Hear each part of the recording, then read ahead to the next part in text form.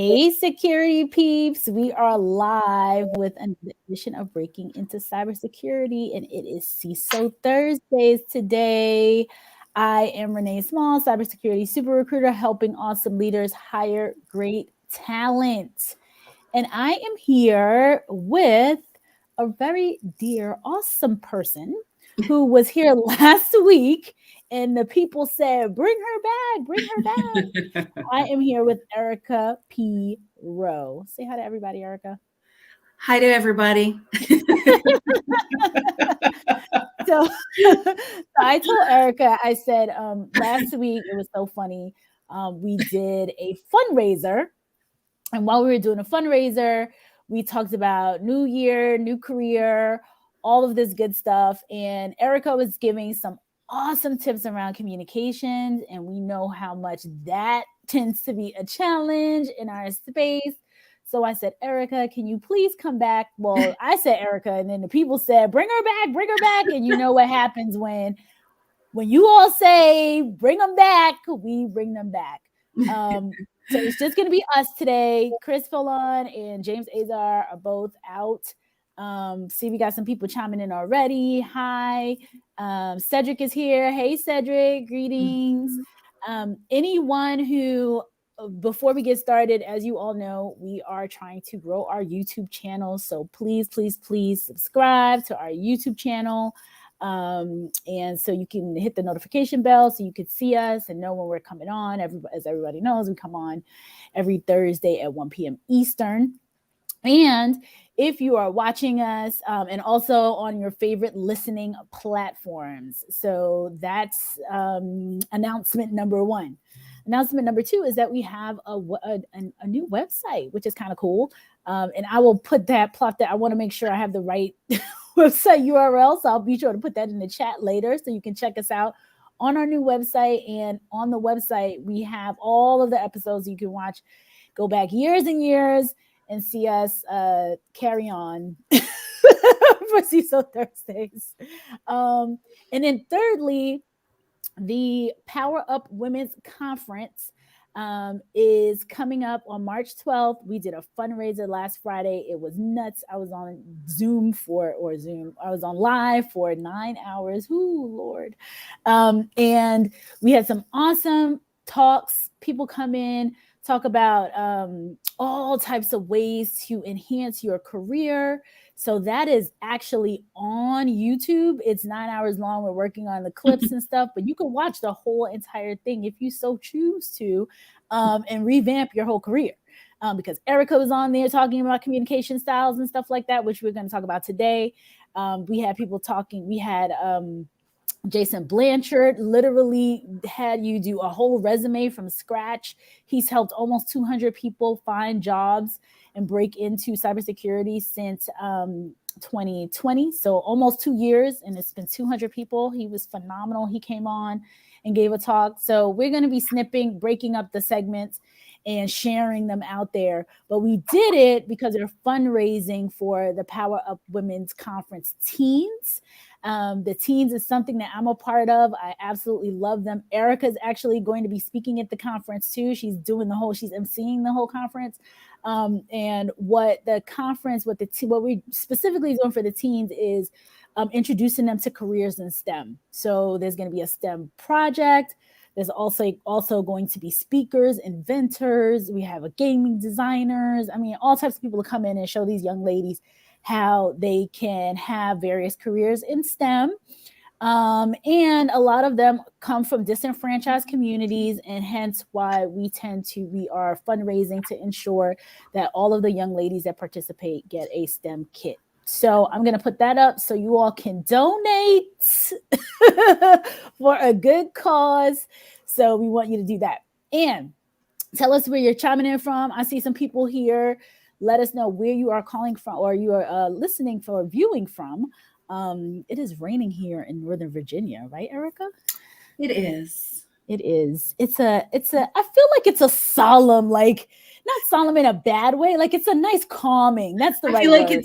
I feel like it's a lounge wear kind of totally lounge. It's total hoodie day. I forgot to tell you, we're hoodie crew.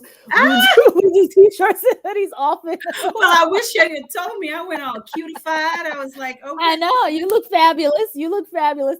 So some folks shouting us out. So Scott wants to know, do we have a Rumble channel? I am not sure. So I have to ask James Azar. He's the man who pulls all our channels and stuff together. We definitely YouTube for sure, LinkedIn. I know James has a lot of his stuff on different platforms, but I'm not sure, Scott. I will ask. David says, hey, Renee, long time no see. Yes, David, long time no see you too. I'm here. I'm in and out. Samuel says hi from VA. Samuel, we're in Yay, VA. where are you in Virginia? We are here too. Seattle. Samuel said, no, I'm sorry.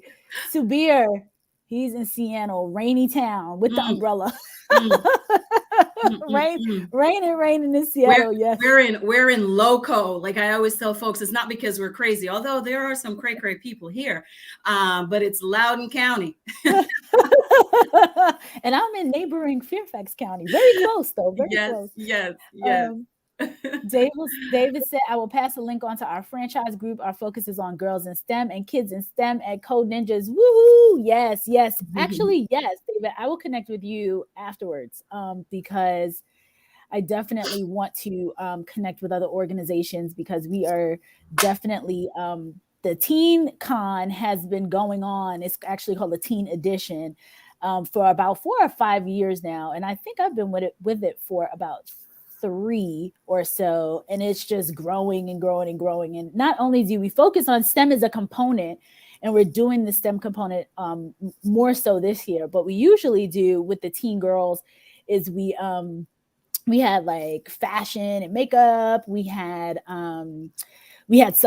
someone come in and show them how to defend themselves, so self-defense. We had a group of wardens that talked to them about human trafficking and what to look out for.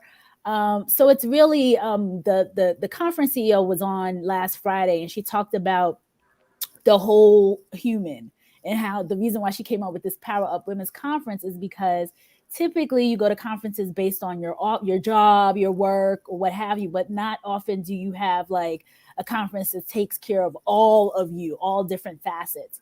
And so we try to do your whole being. Exactly. All the different facets. So this conference, so we do the same thing for the teens. So it's not only about future careers, what you can learn, all those various things. It's also like, I want to understand how to do my makeup better. I want to know how I can look my best. Yeah. Lifestyle skills, life lessons. Stuff. Exactly. Everyday stuff. How if someone comes up to me, self-defense, all those good things. So Erica, you want to chime in and say anything about it? Because I know you've been there for a few years now and have rocked the house.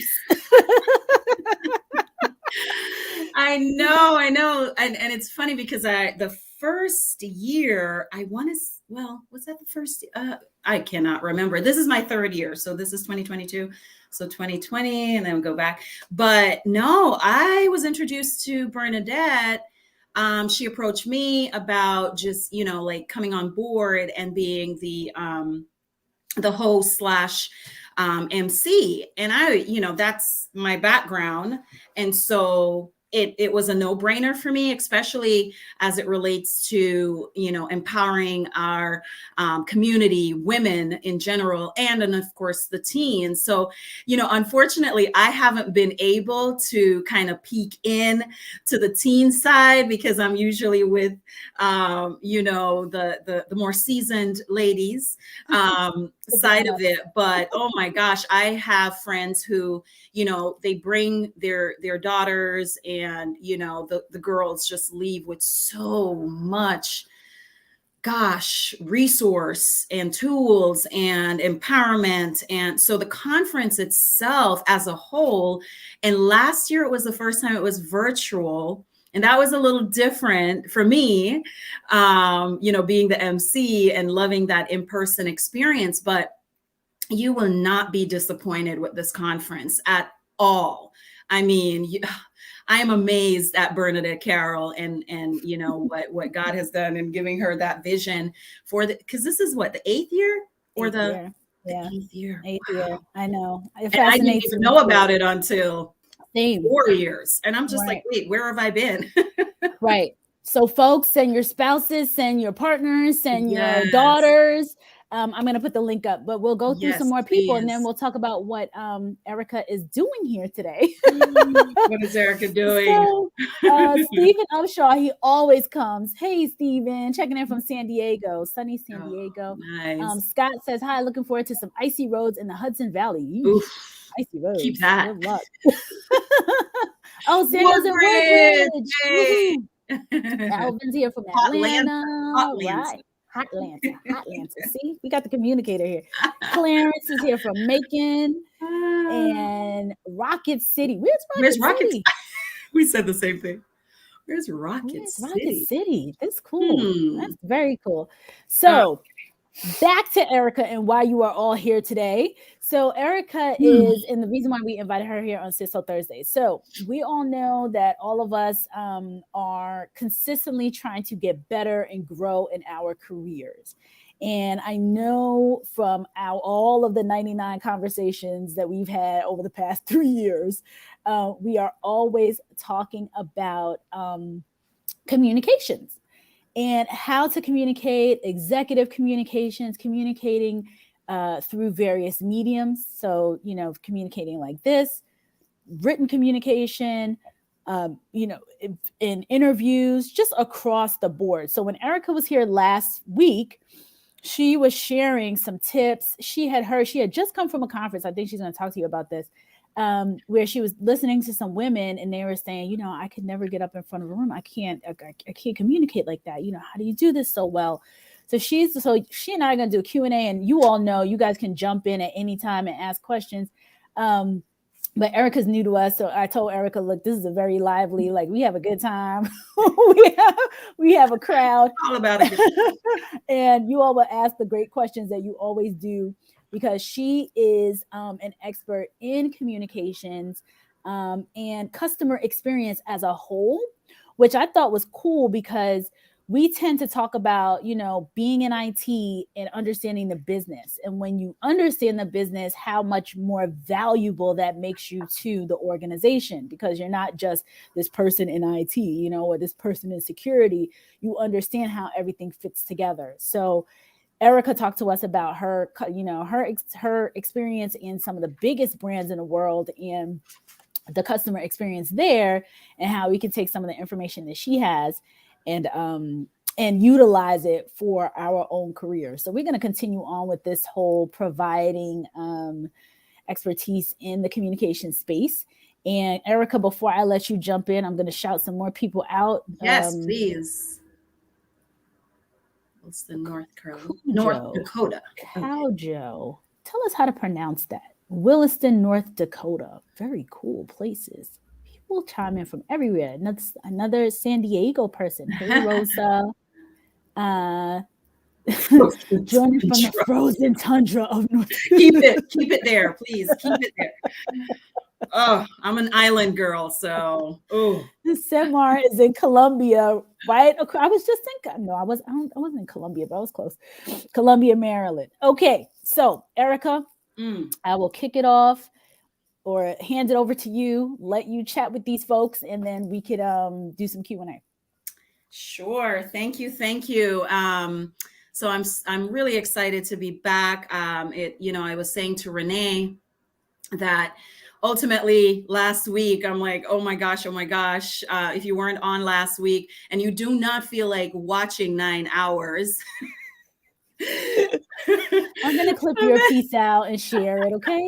No. I was just going to reiterate a little bit of what I shared, but, initially when I was asked to, come on and kind of share my expertise, in addition to, the Power Up Women's Conference, yes, I am again, and super excited to be the MC and the host for that. I said to Renee, I was like, yeah, but this is all like tech stuff. This is going to go over my head. And we had a really good laugh about that, because initially as she started talking, I was like, okay, I'm falling asleep. Bad communication. I'm kidding. Well, I have to tell them. I'll tell them what we talked about. So I was saying to Erica, no, we were talking about, Erica was in behind the scenes, and I think they were talking about patches or patch management. And I said, I think it was 2 weeks ago or so, I said, oh, can you explain? Because there are people on here that may not even know what patch management is. And we were talking about Chris, James, and somebody else and I were collectively talking about how patch management could be a good entryway into a company. And so Erica goes, patch management, I thought that was something you put over your eye. And it made me laugh out loud, because we're so in our heads when it comes to this space. And this is a person completely out. She's like, a patch? Like an eye patch. Don't judge me, y'all. Don't judge me. But it also lends to, much like what we talked about, Renee, it's the communication, right? We assume, when we're having conversations, that everybody understands us. They must understand, because I'm in that industry. And then when you are out of that industry and you're trying to have conversations with I just say common folk, okay? No disrespect meant, I'm sorry. But when you are in that space where you're so used to having, that level of conversation, you forget how important it is to kind of take it down a notch. And so that's where that all, when I came on board, I was like, oh, okay. All right. Now I learn a little bit more, because I truly believe that it's important to learn something new every day. Still don't know if I could ever explain what a patch is, but now if it comes up, as my husband would say, it's cocktail conversation, right? Oh, it's a patch. Oh, it's something in cybersecurity, something. So, and just real briefly about me, my background is, as Renee mentioned, it ultimately is in hospitality. Working, with and, for the Ritz-Carlton, for a few years in guest relations.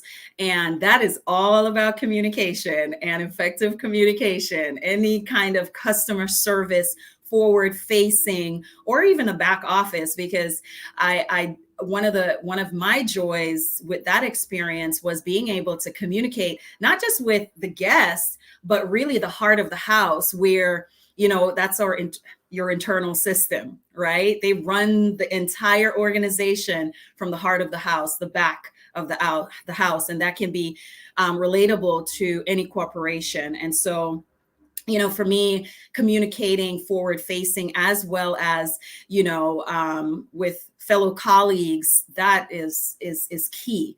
And so some of what I was sharing with Renee last week, it ultimately came down to conversations I have had over the years with professional women and men, but mainly women, as well as, those small business owners out there.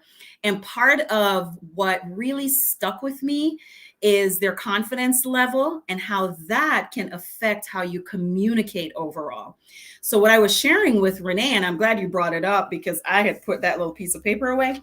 I was searching through it as you said that. So part of what I had shared with her were just some of the conversations and, speaking to professional women. And basically, some have said, if only I had more confidence.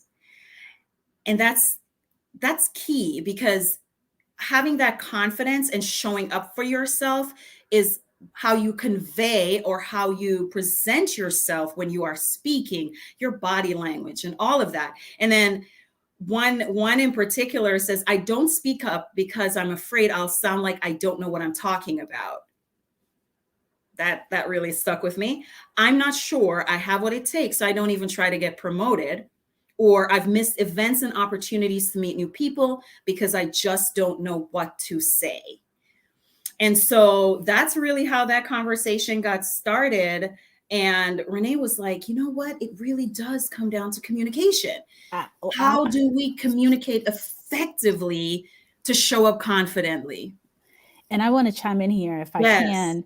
And even ask the audience, isn't that we talk about stuff like this all the time, you know, specifically that last comment you said, I've which one? missed events and opportunities to Mhm. meet new people because I don't know what to say.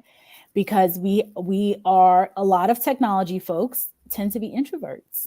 And so even with social media, you know, or in-person events, networking events, it's like, well, what do I say? How do I start the conversation? What, you know, I'm missing, you know, something is, you know, you're trying to do it. But we've heard that a number of times, specifically when it comes to technology folks. So it was when that came across, it really resonated with me because I said, oh, we hear that often too. Right, So, right. Erica, what are some of the things that you have said to these people and you would tell our audience in terms of overcoming things like that? It's just like sports. Right? We talked a little bit about that. Ultimately, it's a learned skill, right? It's not a one and done. I'm from Jamaica, so I'm going to give a shout out to my fellow Caribbean folks out there. But think about Usain Bolt, or think about any athlete in particular at the top of their game. You will hear how much time is spent in investing in that skill. So even though you may feel very apprehensive, gosh, the butterflies are in your stomach and you're just like, oh my gosh, I cannot believe I'm walking into this room and folks, I'm going to be judged. You know, I don't know what to say. Guess what, folks? You still have to do it. That's just the bottom line. And the more you do it, the more you realize, oh my gosh, come on, it was not that hard. So a quick hack that one of the things that I share with my audience and my ladies is, you know, a lot of times when we're walking into a particular situation, it's if we take the focus off ourselves and put it onto someone else, meaning you're going to enter a room, it's a networking event, you know, you do not know anyone there. A great trigger, right? You're walking in, before you even touch that door or the entrance, you stop. And instead of the focus being, oh my gosh, I wonder what I'm wearing. Oh, you know, I forgot to, you know, get a tie, you know, for the guys, or, you know, the ladies are checking and we're double and triple checking. Instead of the focus being on you, walk in with the focus being on someone else in the room. And what do I mean by that? When you walk through the door, it's an automatic, just scan the room real quickly. Find that one person, whether it, you know, it's a guy or a lady, and focus on them. Meaning, oh my gosh, I love her earrings. Oh, what a sharp suit. And beeline directly to that person. Now, granted, they might be in a group of, folks talking and so on and so forth. But the moment you stop thinking about your nervousness and start putting it out there to the person that you're going directly to, you would be amazed at the shift in your energy.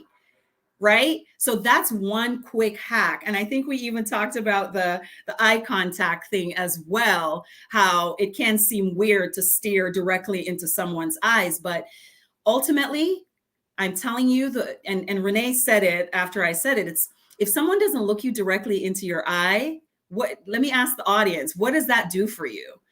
If you're talking to someone and they're not giving you eye contact, what is your thought process? And I'll share mine. But Renee had her comments on it as well. And she was like, wait, I never thought about it that way. So if someone is not giving you eye contact, and let's all think about it on a professional level, right? Whether you're showing up to an interview or you are the interviewer, or you're in a networking environment and they're not giving you eye contact. How does that make you feel overall?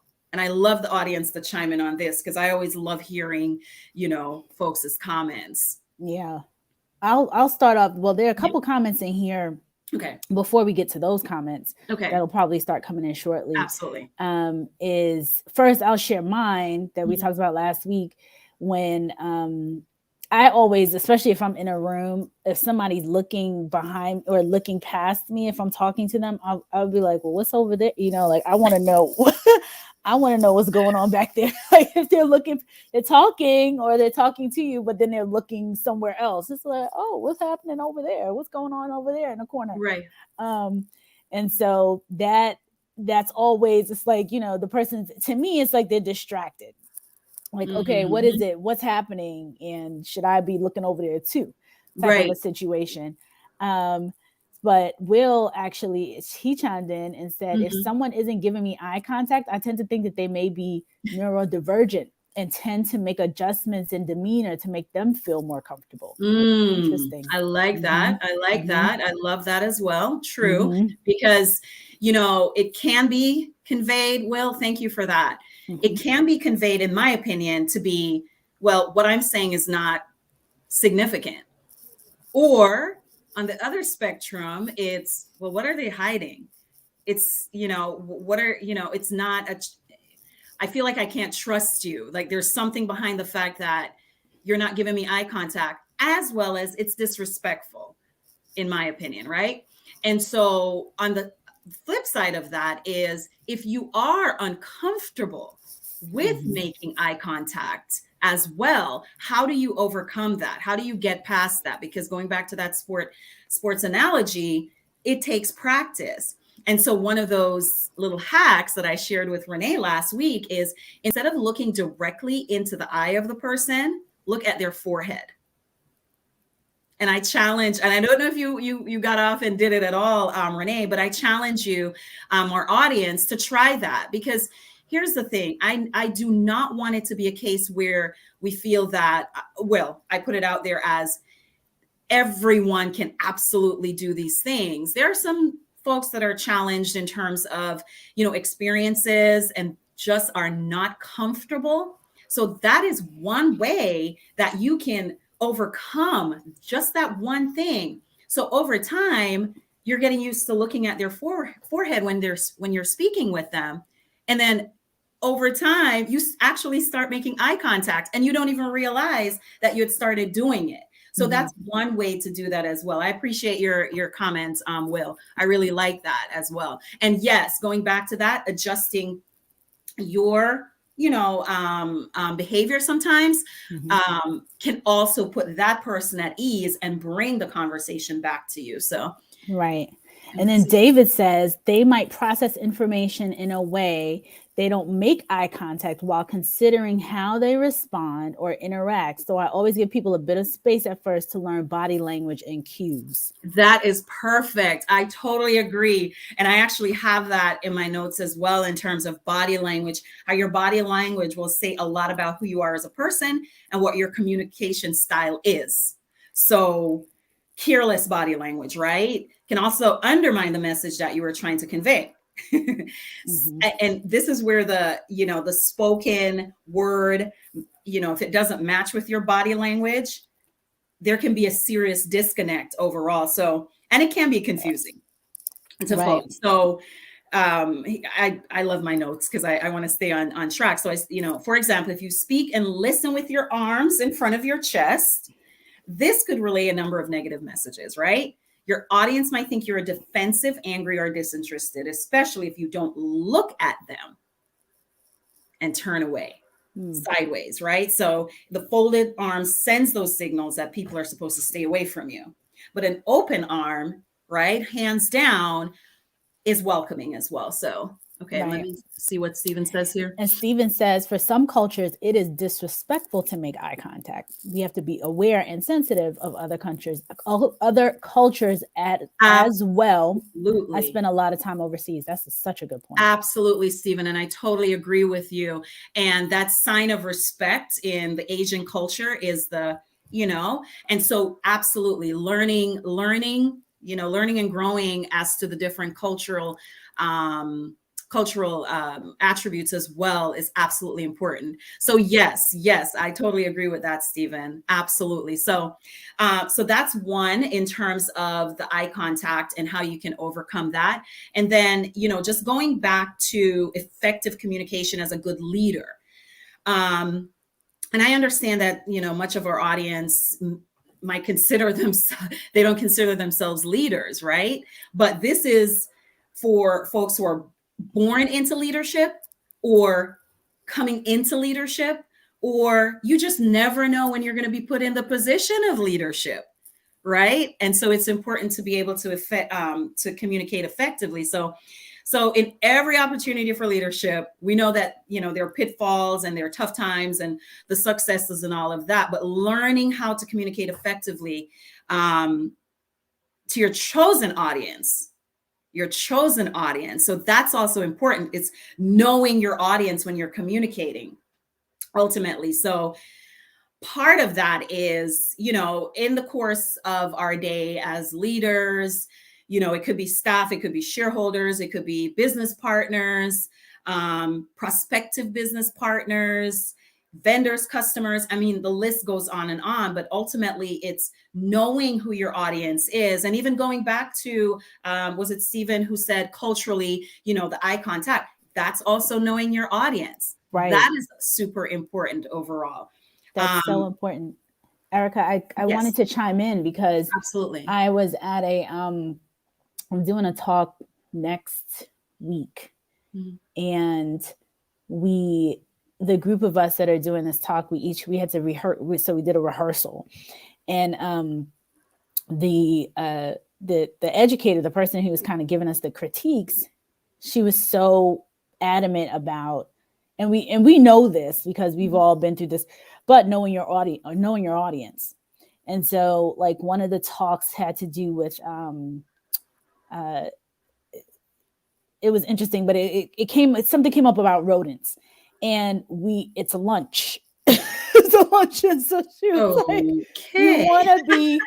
you want to be cognizant of using certain examples at certain times, Right. and then she also made comments about, some of the things that we could say pre-pandemic that may come off insensitive. We might not think that because we're either making a joke or whatever, but she was just giving these examples, and she said, remember your audience. Like, it's all about the audience. So when you made that point just now, I wanted to chime in there because that's so key. And as soon as you're finished, I'm going to go back to some comments that were made earlier about some of the other topics that you talked about. Yes. But you're absolutely correct, right? As I just listed a few of them, but ultimately it's being flexible in your communication styles. And so, for instance, I mean, what I would, and I talk about tone as well a little bit later on, but how I would speak to my 15-year-old son versus my 21-year-old son versus my husband versus my, a fellow business owner versus, my tone is going to be completely different. In addition to it is what I say as well. So that's why it's super important, because coming across as being, oh gosh, I liken it to having a conversation once with a few years back with my experience at the Ritz as a guest was, checking in. And what I love about the Ritz-Carlton culture is it's ladies and gentlemen serving ladies and gentlemen, whether you're a guest or you are an employee. And I had a really interesting interaction with a guest, and I was empowered to ensure that how I communicated, I received the same respect back from that guest. And so, it's really, and I have it in my notes as well for a little bit later on, but it's really about putting yourself in the position of that person sometimes, right? How would you want to be treated? It's treat colleagues the way your best boss treated you. That's such a good point. Such a good point. Couple comments that were here earlier. So David said, as a copywriter in tech, I'm very excited. I decided to tune in today. Us too, David. Awesome. Xavier said he just learned to start speaking up. So be brave, be confident in your own ability. Yes. We're going to talk about confidence for sure. It might be next week's or the next talk, but I love that, Xavier. Absolutely. Absolutely. All right. And so second point I wanted to make was being a good listener. Oh my gosh, we've all heard the saying, we were given 2 ears and 1 mouth. Listen twice as much as we speak. And listen, hand in the ear, I am that person. Okay, I will go on and on. But over the years, I've recognized that, and this I've learned from just interactions with some incredible folks. My husband brought it up the other day as well. Whereby, have you ever been in a room with someone that they're not always the person that speaks up the most in the conversation when you're having a meeting, right? However, when they do speak up, everyone leans in.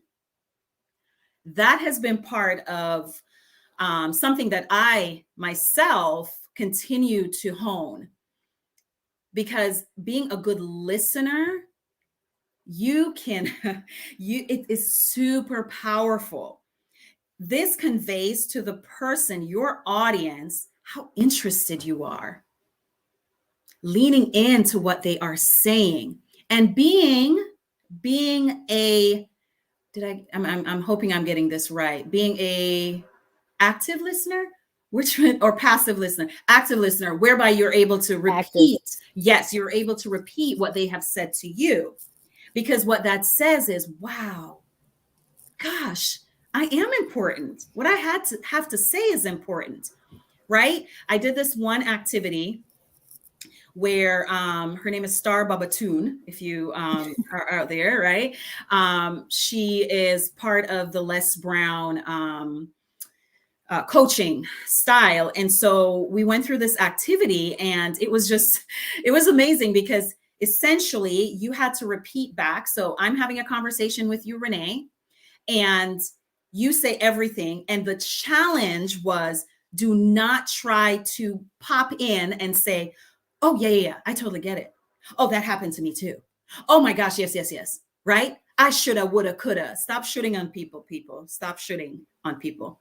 Don't say what I think I said. But essentially, it was really important, because after the person has finished speaking, you now had to repeat what they said to you.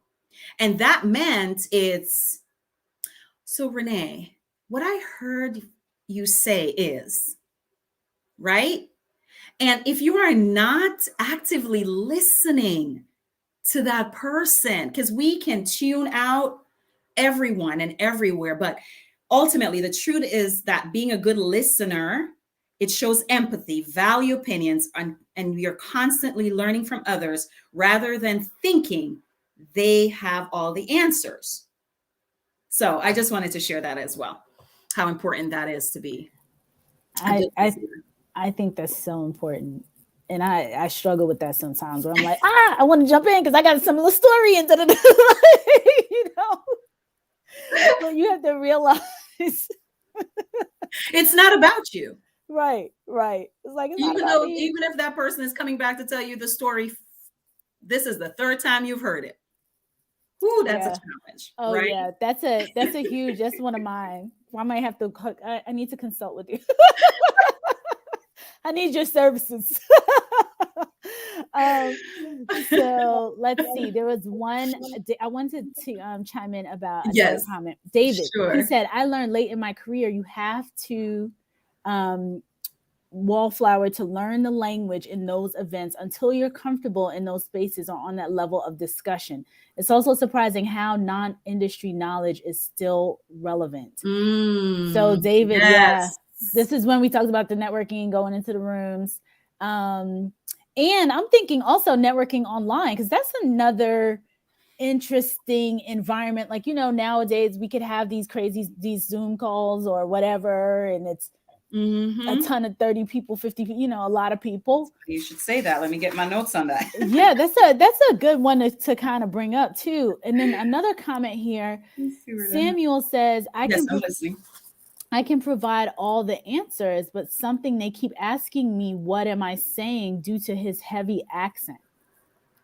So any kind of feedback for that, or any kind of recommendations or tips? Because that's especially with international, and I know this is the case across the board, but in technology, we definitely have like a very internationally pot of diversity.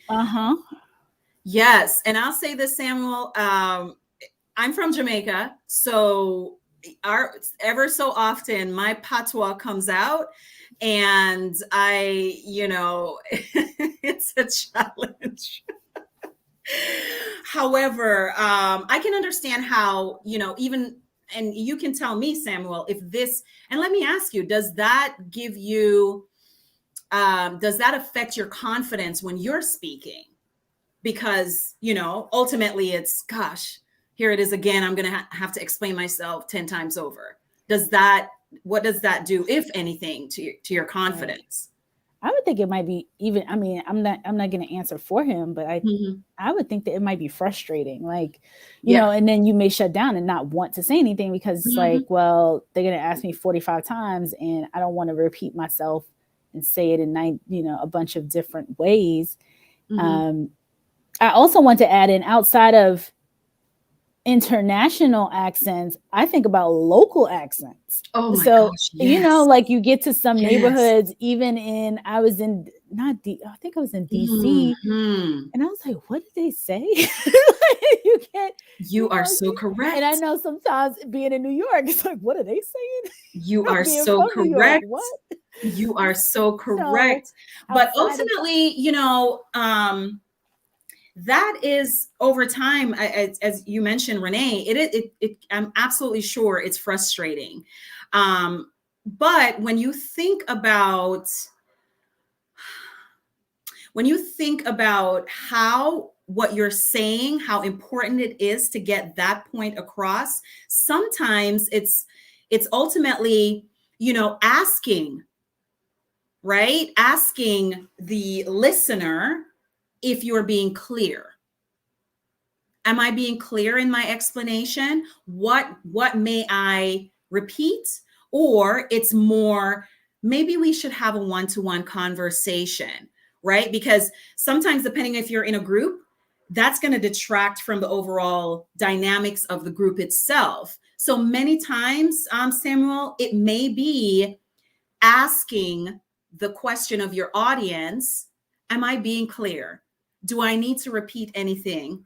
And slowing down your speech. I know and let me go back to this. I find that when and I'll speak from a female perspective, I am sorry. Oh, I'm sorry. I don't apologize for your accent. That's just me. Don't apologize for it. I think it's a beautiful thing where you should be proud of, but I understand the challenge that might pose at times. So sometimes it really is just going back to, again, knowing your audience, as we talked about in the very beginning. And many times it's going to require that question. Is there further clarification needed?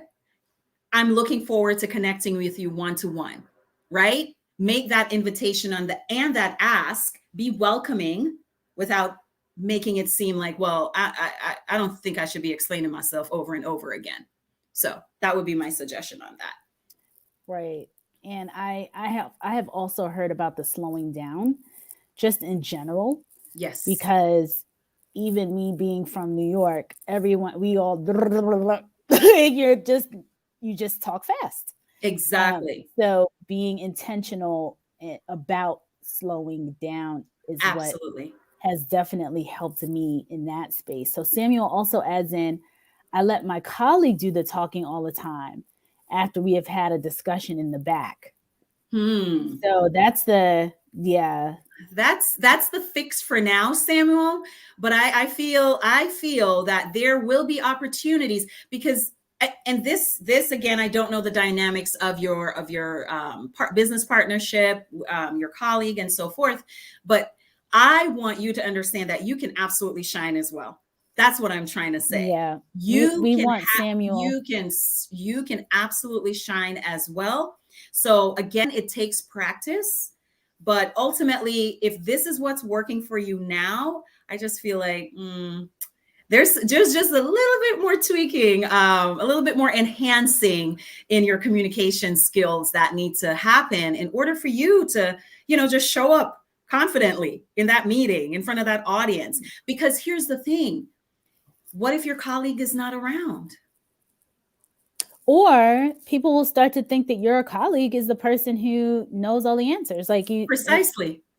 It goes against, not against, but the reason why you're here today is to hopefully help with situations like this. Right. And I appreciate Samuel for sharing with us because it's probably happening much more than we think. Agreed. And I didn't even think about it, especially from an accent perspective, or, like you think communication, I think anyway, not you. I think because we tend to think of ourselves in terms of what my challenge may be in terms of communication. Correct. So when you think about an accent, or when one thinks about an accent and having to repeat yourself, or having to, feeling a bit frustrated or whatever, and then saying, you know what, I'm done. I'll just tell my colleague who understands me. And then the colleague gets like the accolade, the whatever, because the colleague's always the person in the front. You're always the person in the back.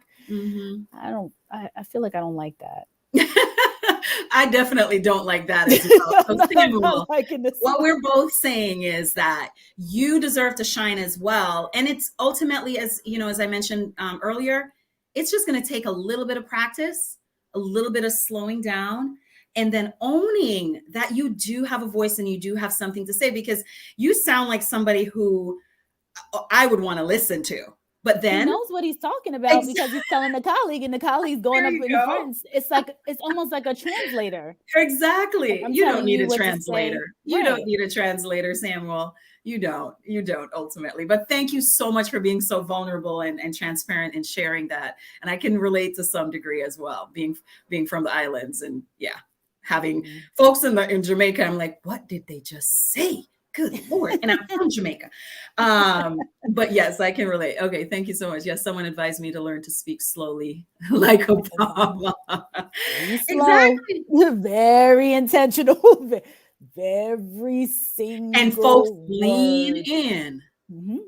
Folks lean in. So absolutely, Samuel. I can't wait to hear you speak on a bigger stage. We have to bring him on, Samuel. Yes. Now we have to come up with a challenge. It's so funny. Every time we have something like this and we're like, oh, we need a challenge. We need to bring people. How do we help folks? How do we help? Erica, before we, we have about 10 minutes left, but I want them to be aware of you have a free program that you're doing. Oh, yes. A free 1 day or a couple hours. And I want to make sure I share that link before you go into your next topic. Talk a little bit about that while I pull the link up, and I'll share Sure. It's in Eventbrite, but it's coming up next Tuesday. And it is entitled Level Up: How to Seize Opportunities by Showing Up Confidently. And it's going to be an hour and a half. And essentially, it is really just going into a little bit more detail on some of the things that we just talked about, right? Some of the comments that I just made with these women. Now, it is targeted to women, but listen, women targeted, men welcomed. How about that? But ultimately, it really is about communicating effectively and with confidence to own those opportunities, whether it is the big sales job, or the contract, or it's the big presentation. It's really giving you those tools, just simple tools, to go in and walk into any situation with a little bit more confidence overall. So I'm really excited to be able to share that, because it's something that I'm truly passionate about as it relates to our profession, on a professional aspect, as well as business owners. So this really is geared to professionals, women in business, business owners, and it really does speak to how we communicate in order to show up more confidently. So it is Eventbrite. I don't know if you found the link yet or not, but definitely get the tickets to that. Limited seating. It's going to be in the Sterling area. Next Tuesday, the 8th, from 10 a.m.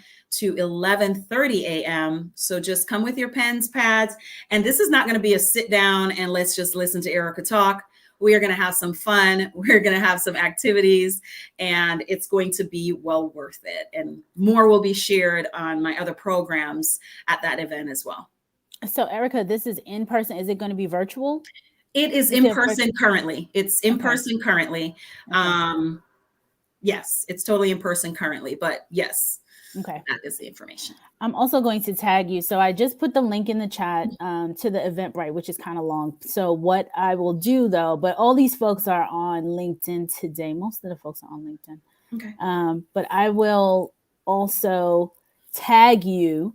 Perfect. So that they know to find you and you have it on your, and I will share this also because I saw the link that the posting, you have it on LinkedIn that if, if people are in the area and they can attend, but if it becomes virtual, if you have a virtual component or something like that, they could connect in as well. And, or maybe, just maybe you might make another virtual one. Like duplicate it virtually, right? Hint, hint, hint. People are reaching out from all over the place. This is true. This is true. But yes, I'm excited to share that as well. So yes, ma'am. Thank you. Okay, great. So we any more questions in the comments before we go, or no more questions yet? I was just looking for. We have about 5 minutes, so yes. If anybody has any questions, here's your time. And Erica, is there anything else that you wanted to share? One of the things that unless you had something specific, I know one of the areas that people everybody gets nervous when it comes to interviewing. So, and especially since a lot of these interviews are on Zoom, so you're now, conscious of it's one thing to not see what you look like. It's a different ball game when you're looking in your face in that Zoom screen. So any tips, anything you can provide folks with being calm or calming themselves down, or just being effective when it comes to interviewing? Essentially everything, much of what I shared earlier in regards to being a good listener and, your eye contact and your body language. Here's another quick thing. When we think about body language, we tend to forget that when we slouch, we're literally blocking off energy and how we speak and how we breathe and everything. So in all interactions, it's super important that we watch how we, our posture. That is extremely important. And what that says to your audience is that, you know what? I'm leaning in, I'm confident, I want to hear more, or I have so much more to share. So that's something to consider in a Zoom presentation. And folks, for the love of everything that is important, please, especially on a Zoom presentation, the distractions behind you. This is a solid wall. I know I don't have anything up right now, but I'm okay with that because it distracts from you being the main focus, as well as the person. Now, you can't control, obviously, the interviewer or the interviewee, but we're speaking about you and your appearance and your connection during that presentation and or interview itself. So it's really important that we think about our background, our posture, our tone of voice, our eye contact, and being great listeners. And that ultimately, that's really conveying confidence when you're able to do that. So that's what I would share with our audience for now, based on the time that we have. And just go out and kill it. We totally own this. Wow. It's so interesting that you talk about the virtual, the background, because my background tends to be playing behind me, just based on where I sit when I do most of these live discussions and actual interviews and stuff, because I'm interviewing people all day long. Of course. And so it's very interesting you say that, because a lot of what we see on TV shows or what have you, like, you think about when people were in their homes during the height of the pandemic and they had some kind of something behind them. It wasn't just a clear background. And I think people have been duplicating that. And sometimes it's nice to look to see, but to your point, you're looking at what's going on, oh, that's a pretty, it's a pretty vase, or look at those beautiful flowers, or what book is that they're reading? It's additional layers. Yeah. But they could be looked at as distractions. I didn't even think about it like that. Wow. I learned something new. So that's definitely something that our audience really needs to consider as well. And going back to that, I mean, when the pandemic started, a lot of us were so laid back. It's like, oh, yeah, okay, I'm just going to hop on this Zoom, no big deal. But that has shifted tremendously. And in order for you to make that kind of impressive impact, you have to think about all the pieces involved with your presentation of you overall. Right. So yes, absolutely. Right.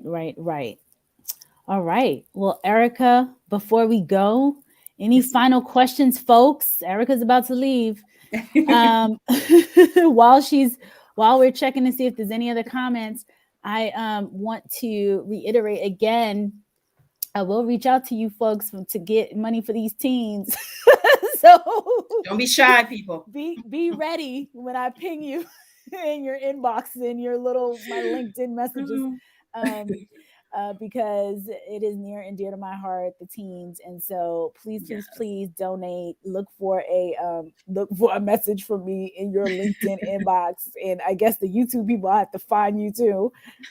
But we definitely have to raise funds for these teens. So if you see the bottom of the screen, March 12th, Power Up Women's Conference Teen Edition. There's a Cash App. Actually, the website is powerupwomensconference.com. Super easy. And then you could go on there and they give you various options.